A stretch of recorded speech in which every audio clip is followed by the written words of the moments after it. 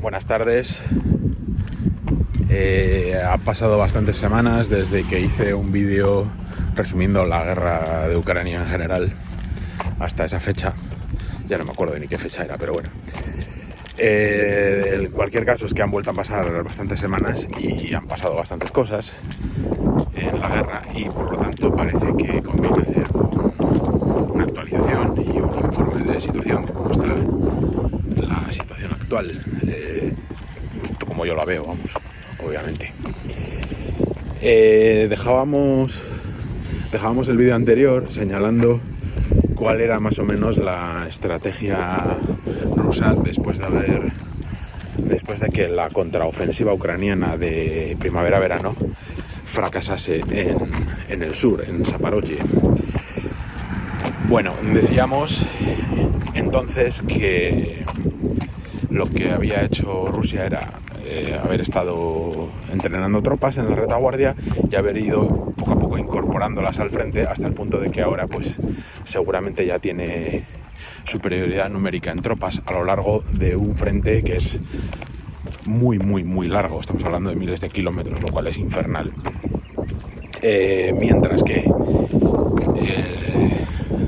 todos los esfuerzos que había hecho Ucrania para la contraofensiva en términos de reclutamiento y entrenamiento de tropas, pues había quedado muy mermada después de la batalla de Bakhmut y después de la propia contraofensiva, con lo cual la iniciativa ahora mismo y desde entonces pues está en el lado ruso, que no se ha decidido a lanzar una ofensiva propiamente dicha tal y como pues igual estamos acostumbrados, ¿no? Sobre todo pues por la experiencia de la Segunda Guerra Mundial.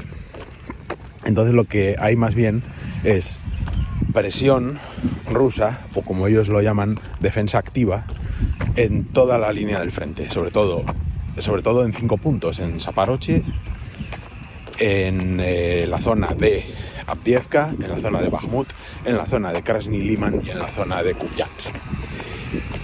Esos son los 5 puntos activos del frente que recorren prácticamente toda la línea, de sur hasta el nordeste, y lo que hacen ahí es, repito, pues no es una ofensiva propiamente dicha, no con esas flechas, ¿no? que cruzan un mapa, sino más bien presión, o sea,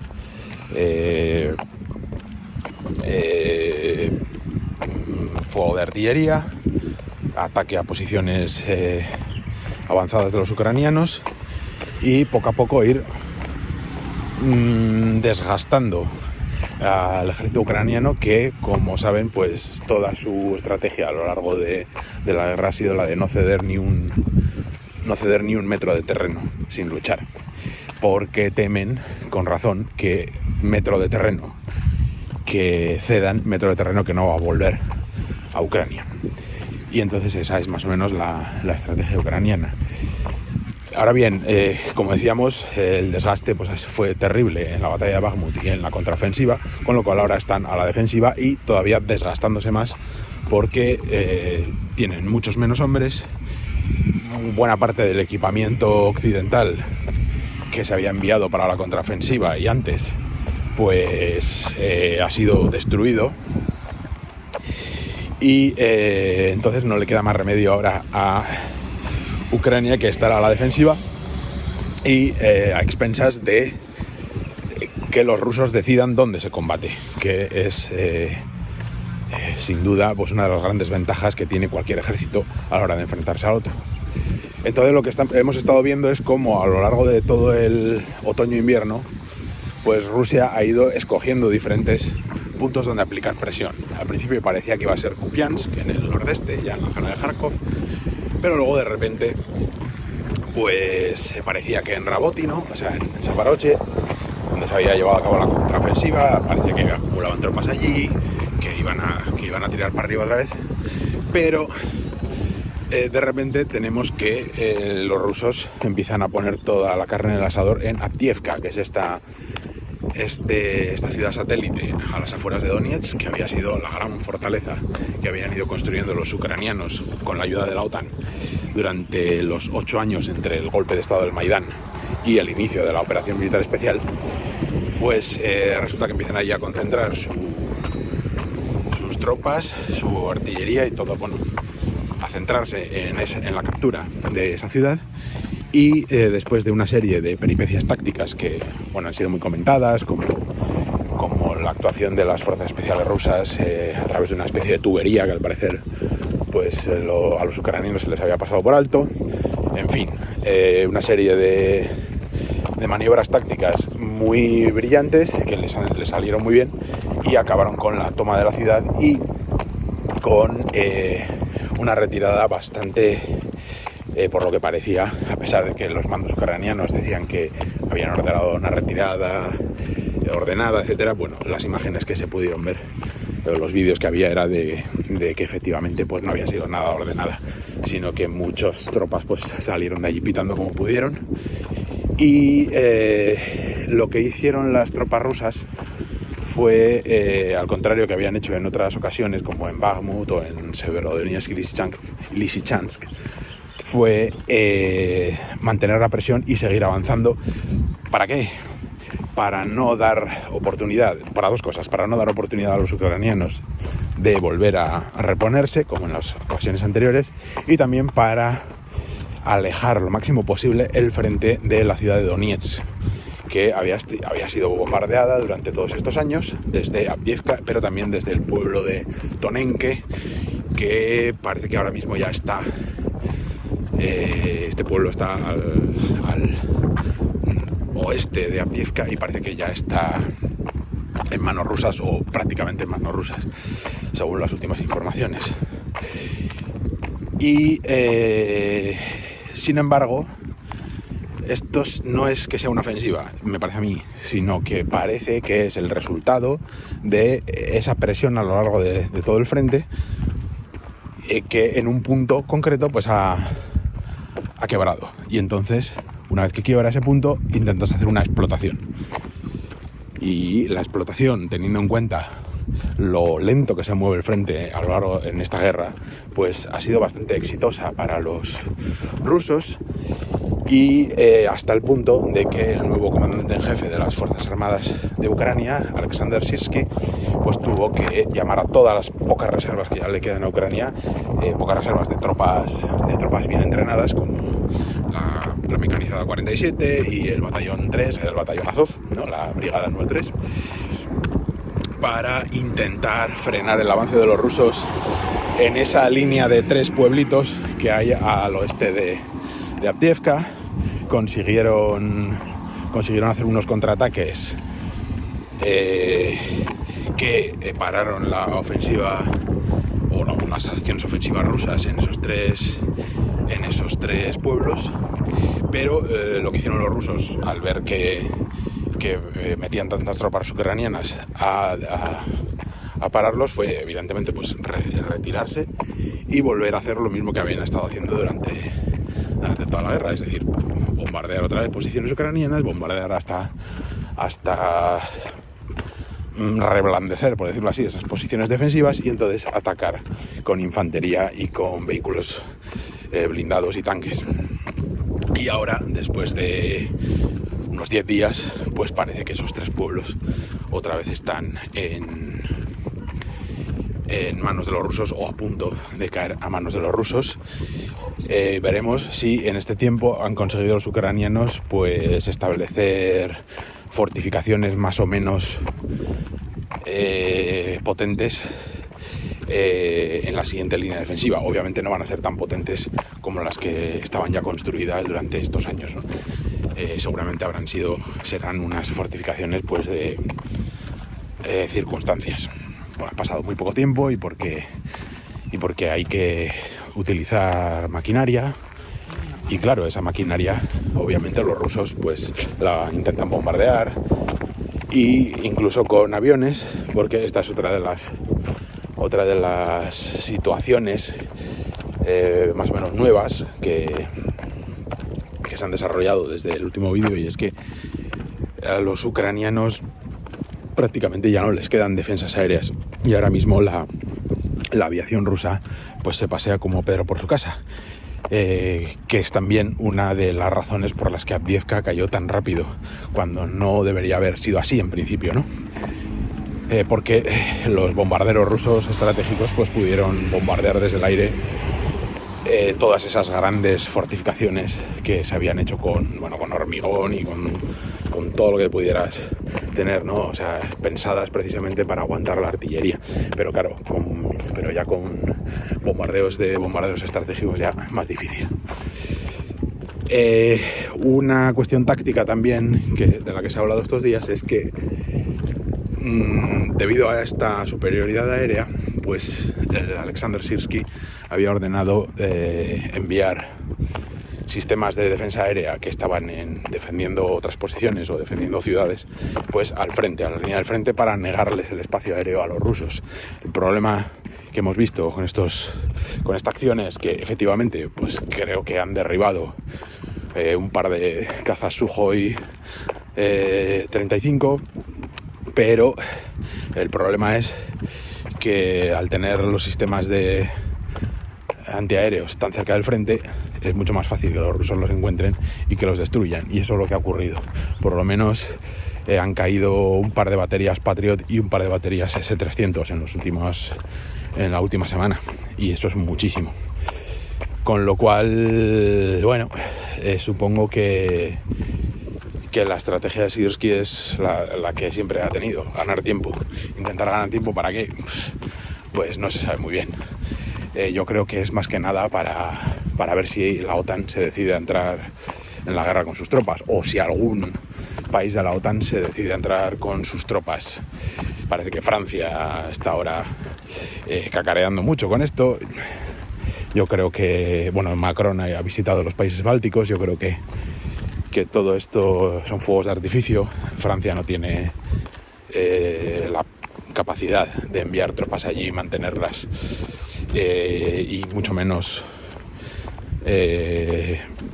está preparada para este tipo de guerra. O sea, y no creo que sean malas tropas las francesas, pero que no se trata de eso. O sea, se trata de capacidad industrial, se trata de que los rusos tienen muchos más hombres, tienen más equipamiento y llevan ya 2 años luchando, con lo cual sus oficiales, sus soldados y todo el ejército en general está ya muy coordinado. Los franceses no han visto una guerra de tipo industrial pues desde la Segunda Guerra Mundial. Así de claro, todo lo que han hecho ha sido en estas décadas pues guerritas ahí en África, la derrota que sufrieron en Vietnam, ¿no?, en los años 50, pero bueno, luego ha sido pues eso, expediciones a África y cosas así. Es decir, eso no es nada comparado con lo que hemos estado viendo en Ucrania, que ha sido increíble, algo que no se veía pues seguramente pues desde la Segunda Guerra Mundial.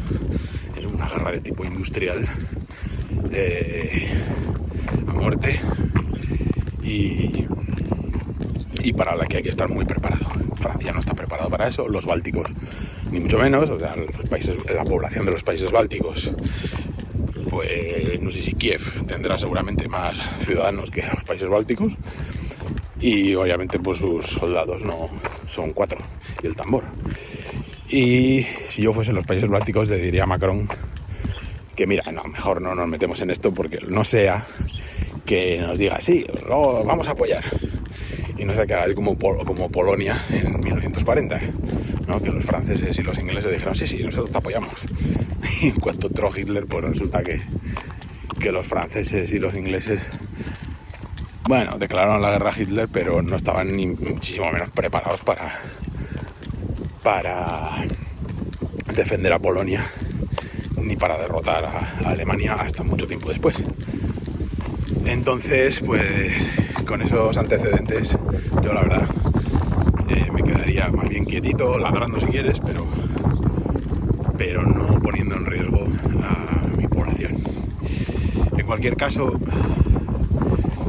el mayor problema que tiene ahora mismo Europa, seguramente, en la guerra de Ucrania, es que parece que los Estados Unidos se quiere deshacer o se quiere distanciar de todo el asunto ucraniano. Y ya no solamente porque el Congreso el Congreso de Representantes pues no quiere aprobar esos 610.000 millones de dólares para ayudar a Ucrania, sino porque hemos sabido esta semana, o la semana pasada mejor dicho, que la subsecretaria de Estado Victoria Nuland pues ha decidido retirarse de su puesto. No se sabe si se ha decidido retirar o la han obligado a retirarse, y ha sido sustituida, y yo creo que aquí esta sustitución da bastantes pistas de que en realidad la han obligado a retirarse. Ha sido sustituida por Kurt Campbell, que es uno de los llamados halcones de China, o sea, es decir, que en la facción de los neocon, o en el estado profundo del Departamento de Estado y el Departamento de Defensa y todo el conglomerado de agencias de inteligencia de los Estados Unidos, pues había más o menos dos facciones: una, la facción de los antirrusos, y la facción de los antichinos. Y la facción de los antichinos han acabado por imponerse a la facción de los antirrusos, cuya punta de lanza era Victoria Nuland, sin duda alguna, porque pues el proyecto de Ucrania no pinta bien, por lo menos no pinta bien. Y seguramente después de la contraofensiva ucraniana, los halcones antichinos pues lanzaron una ofensiva burocrática en el Departamento de Estado y han terminado ganándola. Eso quiere decir que, y teniendo en cuenta también, la cercanía de las elecciones presidenciales en los Estados Unidos en noviembre, las malas perspectivas de Joe Biden, el hecho de que se va a tener que enfrentar a Trump, que ha arrasado en las primarias del Partido Republicano, y que se ha posicionado abiertamente en contra de seguir ayudando a Ucrania, y más bien de, lo mismo que decía en 2016, ¿no? de utilizar ese dinero para reconstruir Estados Unidos, todo este rollo. Algo que también dijo Obama y que tampoco hizo, pero bueno, y ninguno de los dos. En fin, el caso es que Joe Biden, pues, de alguna manera, si quiere ser reelegido, aparte de que tiene que llegar, ¿no? Porque está visiblemente mal de salud, tiene que llegar, pues no parece que estar demasiado ligado a Ucrania le venga bien, al contrario. El votante americano, o votante estadounidense, no está muy contento con todo este asunto. Los medios de comunicación también lo reflejan, señalando, han ido durante estos 2 años pues de vamos a ganar esta guerra, los rusos están perdiendo, hasta que han llegado al momento en el que dicen, no podemos ganar esta guerra, etcétera, etcétera, etcétera. Ha sido un cambio gradual, ¿no?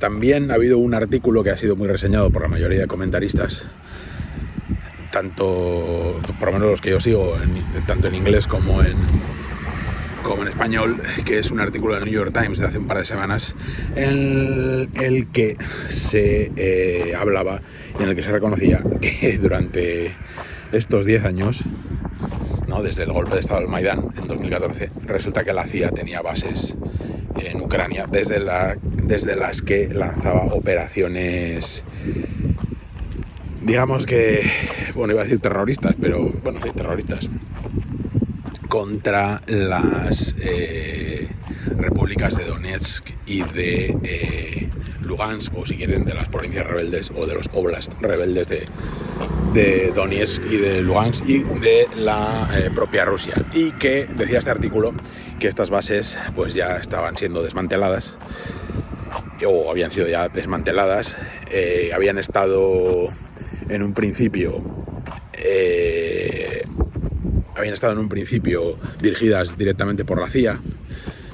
Luego el Departamento de Defensa se implicó y tomó el relevo, y finalmente el Departamento de Defensa lo volvió a dejar y lo volvió a tomar la CIA para desmantelar todo aquello. Con lo cual, seguramente alguien en la comunidad de inteligencia le dijo al New York Times que publicase ese artículo como uno más de los signos de que Estados Unidos se va a desentender de Ucrania, porque claro, admitir que realmente has estado en la frontera de Rusia creándoles problemas, pues hombre, no quedas muy bien. Sobre todo, ya no tanto digamos, con los países que controlas, ¿no? Con Europa, Canadá y algunos otros países más de aquí en Asia Oriental, sino con respecto al sur global, llamado sur global, que se le está subiendo a las barbas.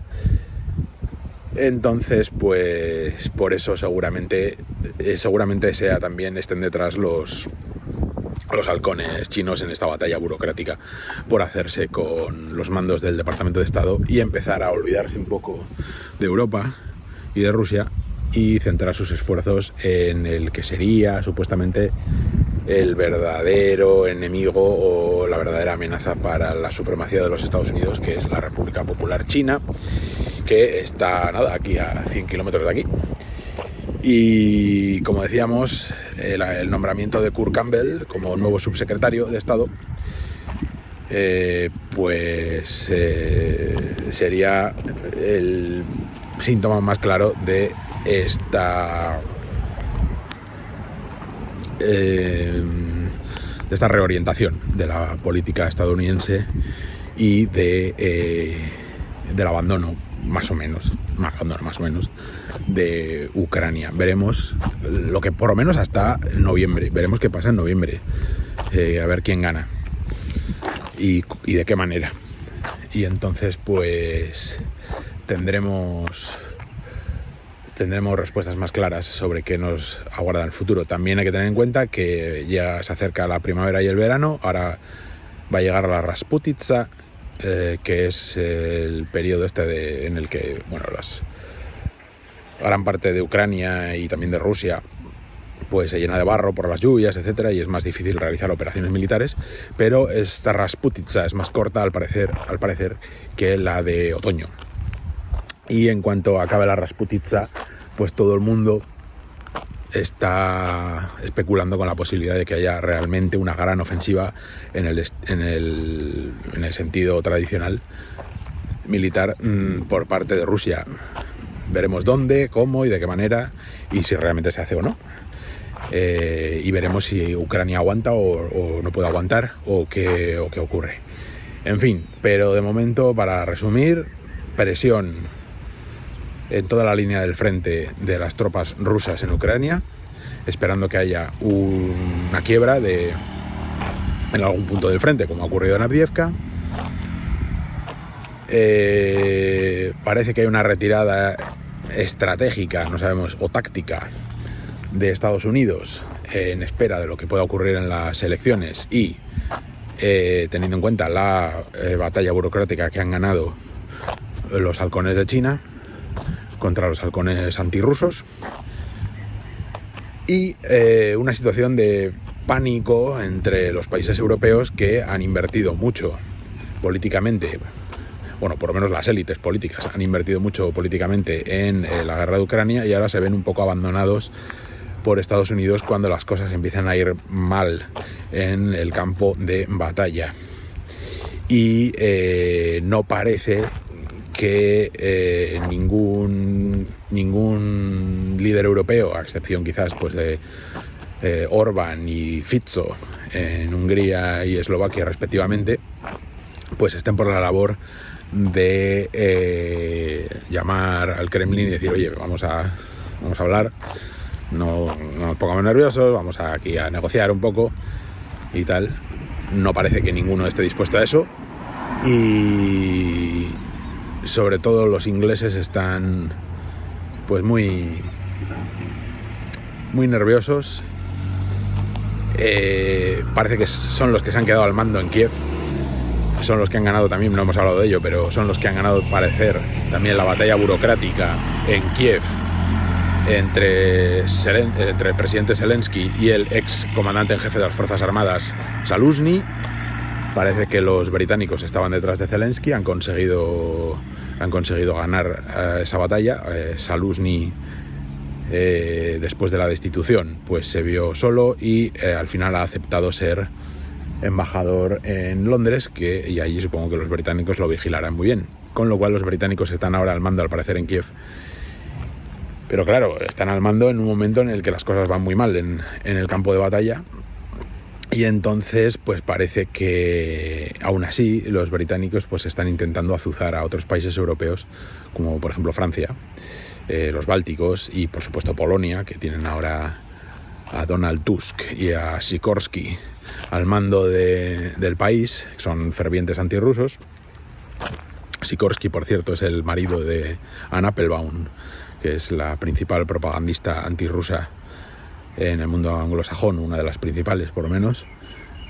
Y veremos si los británicos pues mantienen su influencia histórica y su habilidad histórica de mandar a otros a luchar contra sus enemigos. Veremos si alguno de estos países europeos pues es tan torpe o no consigue resistir la presión y se lanza al campo de batalla en Ucrania, seguramente con desastrosas consecuencias, no solo para ellos, sino para todos. Y en fin, pues veremos qué es lo que ocurre este verano y en las elecciones de noviembre. Y eso es todo. Adiós.